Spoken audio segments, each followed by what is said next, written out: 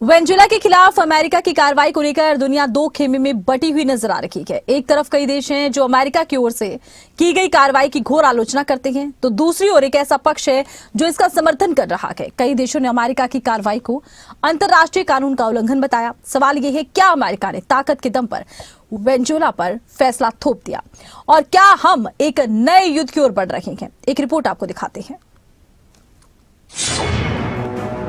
Venezuela संकट बना वैश्विक चेतावनी।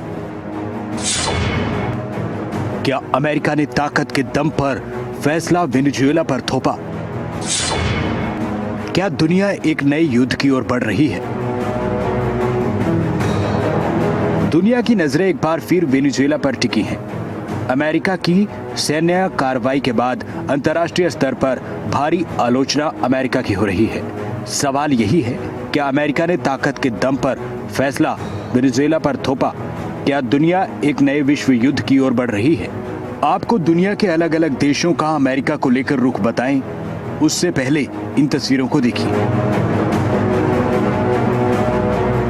ये तब की तस्वीरें जब वेनेजुएला के राष्ट्रपति निकोलस मादुरो को न्यूयॉर्क की फेडरल कोर्ट में पेश किया गया। सुनवाई के दौरान मादुरो के पैर में बेड़ियां लगी थी।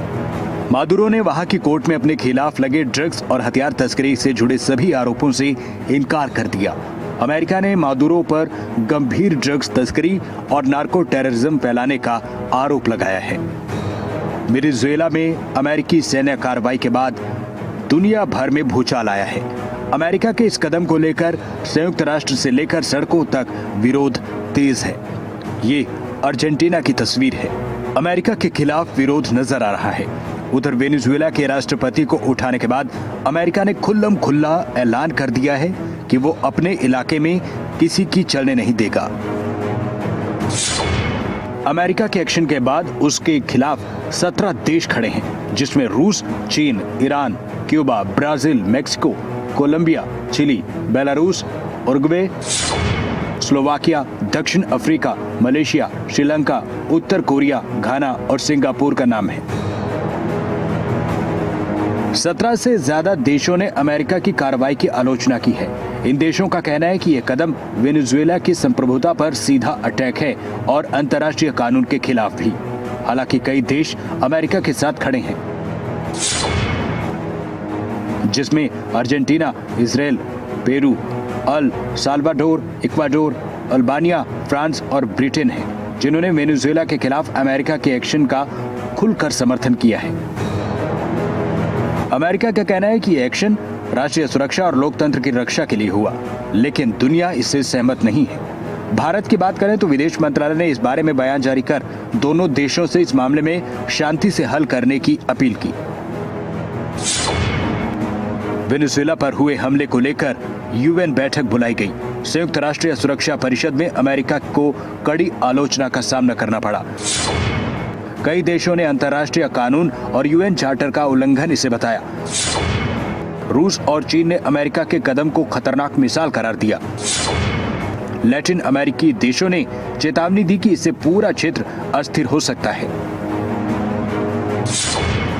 अब सवाल सिर्फ वेनेजुएला का नहीं, बल्कि पूरी वैश्विक व्यवस्था का है। अमेरिका ने वेनेजुएला पर जो एक्शन लिया, उसके पीछे वेनेजुएला के तेल के भंडार सबसे बड़ी वजह है।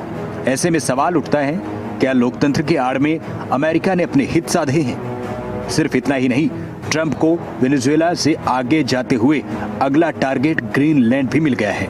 ग्रीनलैंड पर कब्जा करने के बाद ट्रंप कह चुके हैं, We need Greenland for national security, not for minerals. We have so many sites for minerals and oil and everything. We have more oil than any other country in the world. We need Greenland for national security. And if you take a look at Greenland, you look up and down the coast, you have Russian and Chinese ships all over the place. Denmark के प्रधानमंत्री मेटे Frederiksen ने कहा है, अगर America ने Greenland पर कब्जा करने की कोशिश की तो ये सैन्य गठबंधन नाटो का खात्मा होगा। अगर अमेरिका किसी नाटो सदस्य देश पर सैन्य कार्रवाई करता है तो नाटो की पूरी व्यवस्था खत्म हो जाएगी, कुछ भी नहीं बचेगा। अगर हालात नहीं संभले तो टकराव वैश्विक संघर्ष का रूप ले सकता है।